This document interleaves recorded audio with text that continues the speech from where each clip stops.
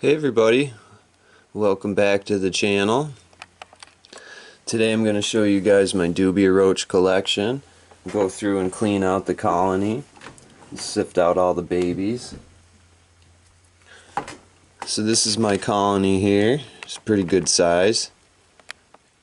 Got about 150 females in there, maybe about 70 males, adults. And it's been a couple days since I've cleaned this out, so I'm assuming that there's going to be a ton of babies in here. So before I get started, just want to remind you guys to click the subscribe button down below so you can stay updated with Roxana's Dragons information, all my latest videos. Alright, let's get started here.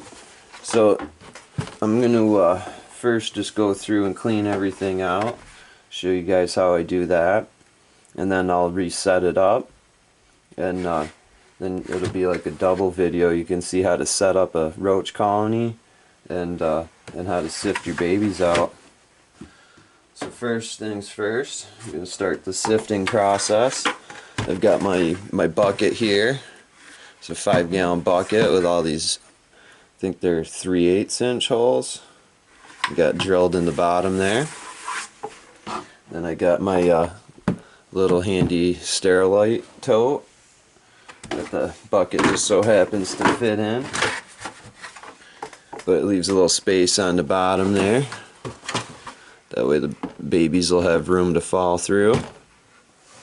So then I'm just going to start at one end, work my way down the other, taking the egg cartons out and giving them a little tap, knock all the adults off and the little babies, and just check to make sure there's no babies stuck on there. There we go. Go through the whole pile here, and as I go through I just pull my old lettuce and stems out. Let's set that aside. Make sure there's no babies in it. But I'm just throwing that in another tote on the side here, so if there is any babies in there, they won't get loose in my house. So the Dubia roaches need a pretty high temperature. I like it to be about 85, 90 degrees in order for them to be healthy enough where they're going to breed for you. Had a little baby escape there.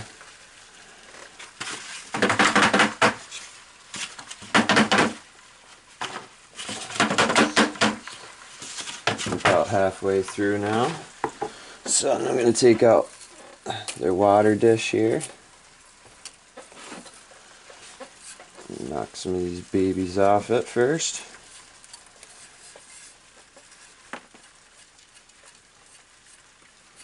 And then I'm just putting this stuff in this tote I got here. Can't see it because it's off to the side, but pretty handy way of doing it. Let's see, move this around. See, there's still a lot of babies in there hanging out in the vegetation stuff. Most of this is all nice and dry, but there's a little bit of wet plant material here. A couple dead ones. It's a male. So that's your male. It's got the wings on it. Adult male. Or your females aren't going to have that. Oh, here's another one that died. A little sub-adult, and this one's the female. You'll notice the lack of the wings on it. So any of the dead ones I'm just throwing in this. It's going to be my little trash bin. So, let's see here. Some of this plant material too I'm just throwing it right in with the adults. I'll give it a good shake after.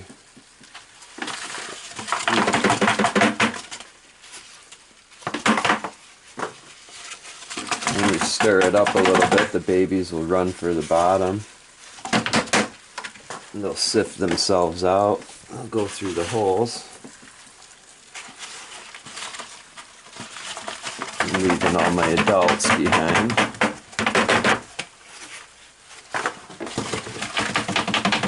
So I'm about 3/4 of the way through now. The egg cartons. Give that a little bit of a shake up. Help persuade the babies to the bottom there. And some of these leaves that don't have babies on them, throw them off to the side there in the tote with the water jug or the water tray. So I like using the water tray with the roaches and the gel crystals. Roaches need to have a good source of hydration, but they can be picky as far as getting your humidity right. They kind of like it on the drier side as far as their habitat, but you want to provide a lot of moisture through vegetation and through the water dish. Let's see. So just about through. Here goes the thermometer. Just about through with the egg cartons. I'll sift that bottom out through after too. Give that a nice little shake. You can already see tons of babies in there. Holy moly. Yeah, that's a lot. Alright. Looks like we're going to have a good successful pull today. Go through here. Let's see if I can get some of these guys rounded up. Take that leaf out. So dubia roaches require that heat in order for them to do well enough where they're going to start breeding for you. Like I said, they like 85 to 90 degree temperature range. So you can see I've got my heat probe here set up on a Zilla thermostat. And I got that set for 85. You'll notice that I taped the wire. That way they can't climb up and out. So this setup doesn't even have a top or anything. I like to keep it open to the air so it can stay nice and dry in there for them. And they can't get out because the wall's just too slippery for them to climb up.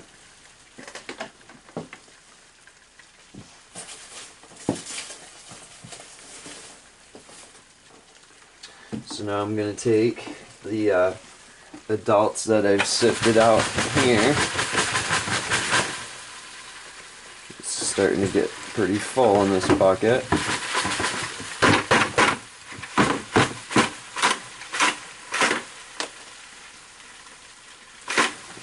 That's pretty good. I'm going to dump these into the tote I got off to the side here.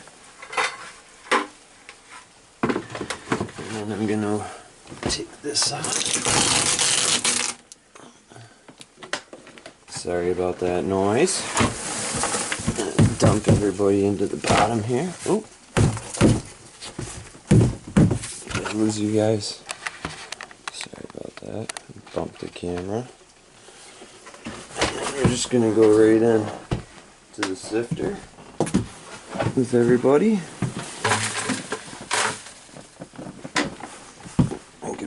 Tap. There we go. Is that everybody? Yep. That's everybody. Now we can go ahead and start putting this back together while we wait for those dubias to sift themselves out. There we go. Right. Shake those up a bit. Alright. I like to put my water in there first and make sure there's not too much plant material in there. So that'll end up getting moldy. I'm going to go ahead and put some fresh water crystals in there for them. There you go.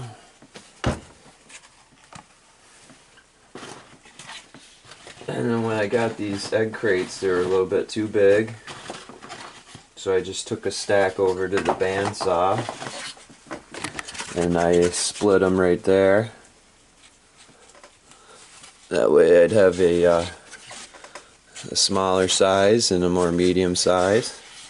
But if I used the whole size, then they're just about too big where there's a chance of escaping.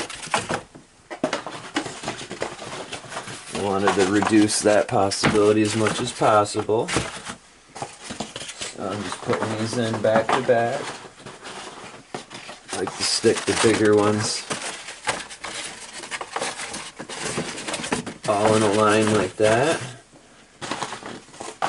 Come in perpendicular with the smaller ones. Oh, there's a baby. I missed one. Got him by hand. Yeah. Put that in there for now.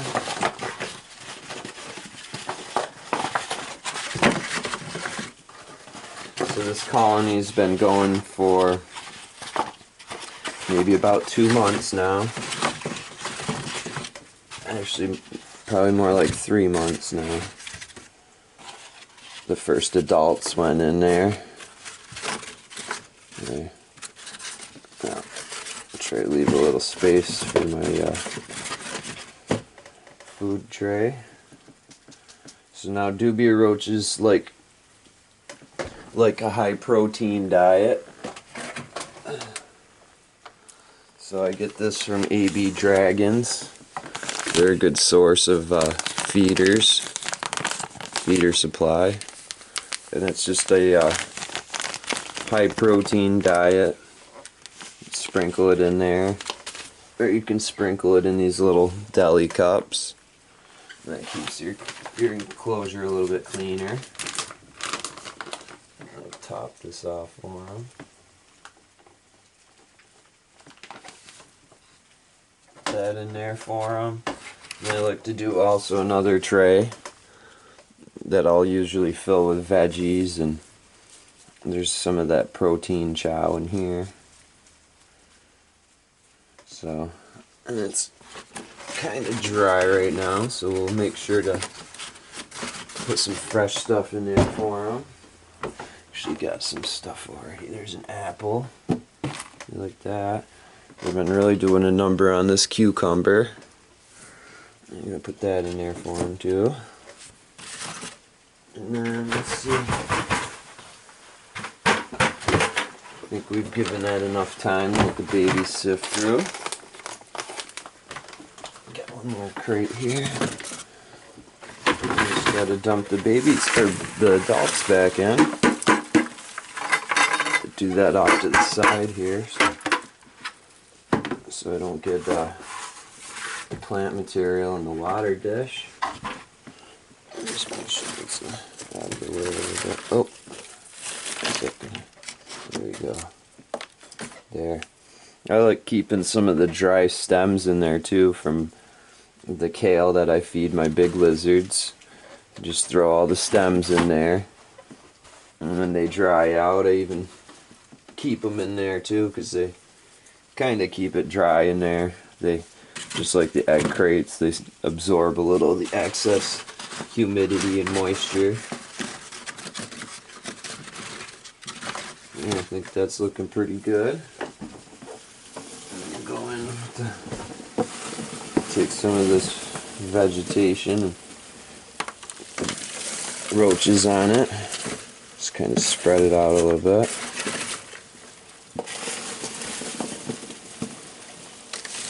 There you go.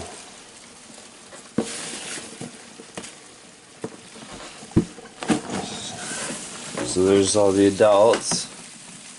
Some pretty big insects there.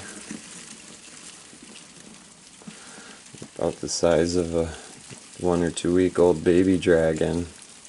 Minus the tail. Oh! Shoot, we got a escapee. There he is.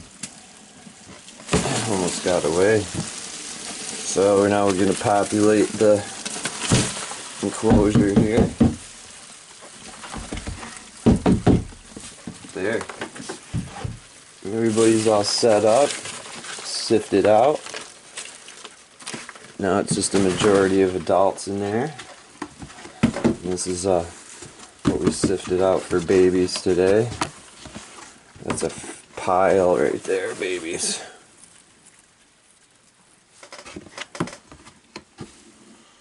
So, not a bad little harvest. I think it's been about 2 days, 3 days since the last harvest time I pulled. So, it's pretty impressive. Everybody looks like they're doing nice and happy and healthy to be breeding that much. A lot of little poops in there too. So now, to get these guys separated out of here, what I like to do, push that out of the way. This is all just garbage.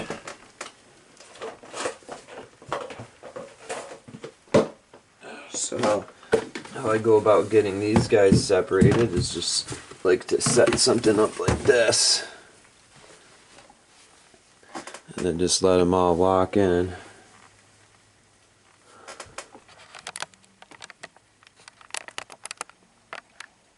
They'll just keep walking until they fall into that container.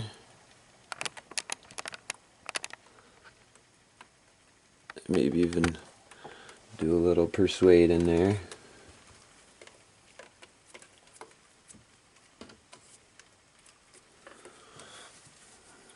So that's a lot of baby dubia roaches right there.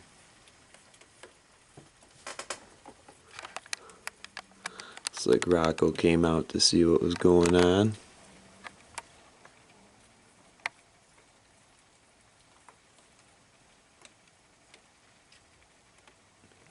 Rocco's been kind of slowing down the last couple weeks.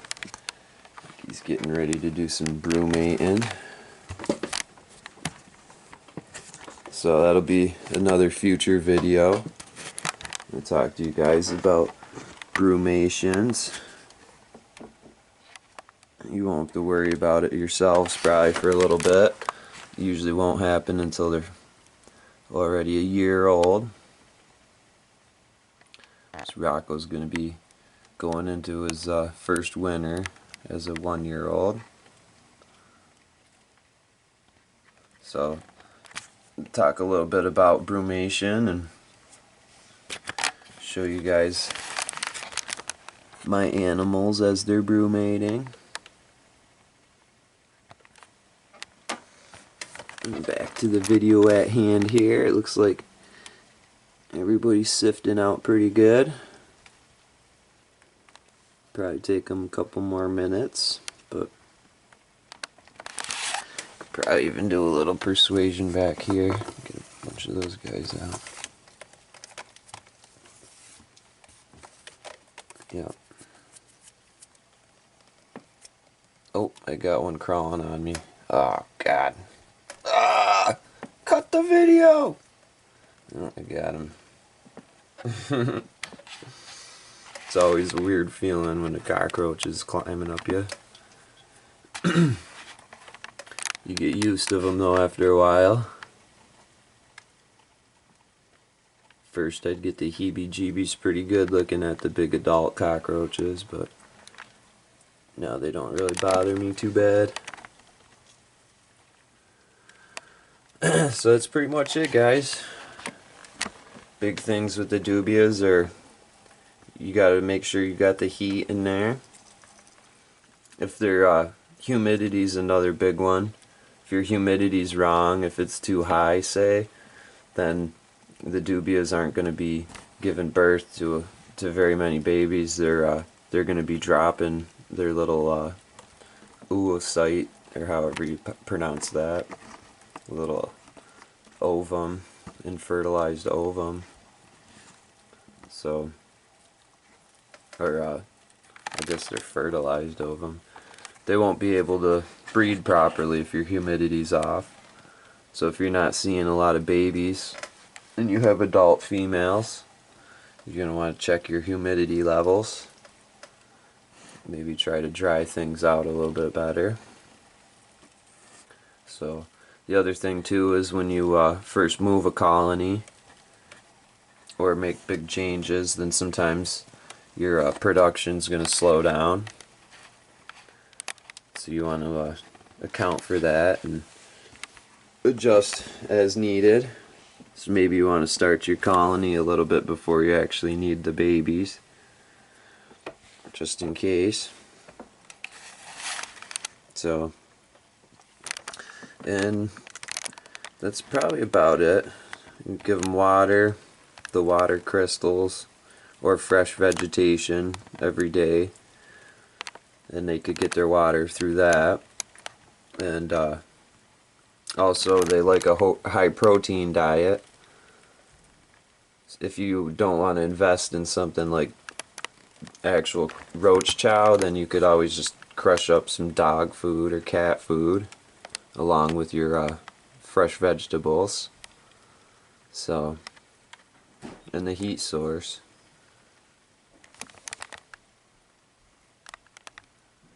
So,